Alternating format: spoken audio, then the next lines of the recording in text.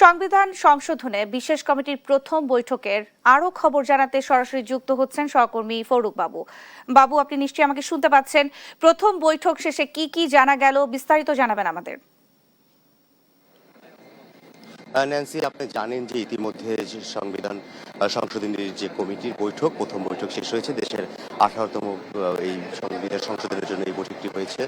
তো আপনি জানিয়ে রাখি যে আসলে এখানে আইনমন্ত্রী তার সংবাদ সম্মেলনে তিনি জানিয়েছেন যে 33টি রাজনৈতিক দল যে জুলাই সনদের উপর ভিত্তি করে তারা স্বাক্ষর করেছে, সেখানে যেসব জিনিস রয়েছে, যে সকল বিষয় রয়েছে দেশের সাধারণ মানুষের জন্য এবং দেশের কল্যাণের জন্য, সে সকল বিষয়কে সামনে রেখেই 18তম সংবিধান সংশোধনের কাজটি তারা চলমান রাখবে। এবং এখানে তিনি বলেছেন যে বিরোধী দল যদি তারা শেষ পর্যন্ত এখানে অংশগ্রহণ নাও করে, তবুও এখানে তারা জুলাই জাতীয় সনদে যদি বিরোধী দল স্বাক্ষর করেছে, তো সেই স্বাক্ষরকে যেহেতু জুলাই সনদকে তারা বাস্তবায়ন করবে, সেই জুলাই সনদকে বাস্তবায়ন থাকার কারণে যে বিরোধী দলের যে মতামত সেখানে রয়েছে, এজন্য তারা দ্বিতীয়বার তবেও তারা এখানে বলেছেন যে বিরোধী দলের জন্য তাদের দরজা সবসময় খোলা থাকবে তারা এখানে অংশগ্রহণ করার জন্য। তবে তারা আরও জানিয়েছেন যে দেশের যত অংশীজন রয়েছে এবং বৈষম্যবিরোধী ছাত্র আন্দোলনে যারা আন্দোলনের সম্মুখীন সেটি ছিল, সেখান থেকে শিক্ষক থেকে শুরু করে এখানে আইনজীবী, সাংবাদিক, বিভিন্ন পেশাজীবী থেকে শুরু করে সংবিধান বিশেষজ্ঞ যারা রয়েছেন এবং সাধারণ মানুষের বিভিন্ন প্রান্তিক মানুষেরও মতামত নিয়ে সংবিধান সংশোধনের যে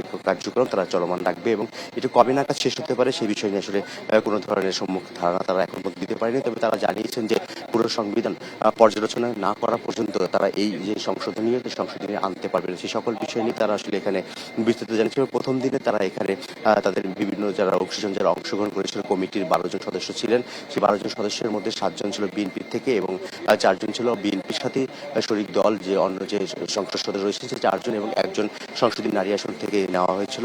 এবং সেই সাথে আসলে এখান থেকে যেটা বিরোধী দলের জন্য 5টি আসন রাখা হয়েছিল। মোট 17 জনের যে কমিটি, সেই 17 জনের কমিটির প্রথম দিনের বৈঠকে 12 জন উপস্থিত ছিলেন এবং সেই 12 জনের তারা মতামত দিয়েছে এবং তারা কিভাবে এই কার্যক্রম পরিচালনা করতে পারে এবং সংসদে সেটা কিভাবে বিল আকারে প্রকাশ করতে পারে, সে সকল বিষয় নিয়ে তারা আজকে পরিকল্পনার প্রথম ধাপ করেছে। এবং সেখানে তারা আরো একটি বিষয় করেছেন যে যেসব অংশীজনের সাথে তারা কথা বলবেন, সেই অংশীজনদেরকে কবে কোন অংশীজনকে ডাকা হবে, কিভাবে ডাকা হবে, তাদেরকে সাথে কোথায় বসে কথা বলা হবে এবং তাদের সংসদে এসে কথা বলবেন, তাদেরকে লিখিতভাবে তাদের কাছ থেকে নেওয়া হবে, সকল বিষয় নিয়ে তারা আজকে নিজেদের মধ্যে সেই আলোচনা করেছেন। এবং তারা জানিয়েছেন বেশ কিছু রাষ্ট্রের কথা তারা বলেছেন যে পার্শ্ববর্তী দেশ থেকে শুরু করে আমেরিকা তাদের যে সংবিধান সংশোধনের যে বিষয়গুলো রয়েছে, সে সকল বিষয়ে সেই সকল বিষয়গুলোই তারা সামনে রেখে মূলত যে এই আগামী প্রজন্মের জন্য সংবিধান সংশোধন করার সেই পরিকল্পনা করেছেন এবং একটি স্বপ্নের বাংলাদেশ গড়ার যে প্রত্যয় রয়েছে, সেই প্রত্যয়কে তারা যে সামনে রেখেই, সম্মুখে রেখেই তারা সেই সংবিধান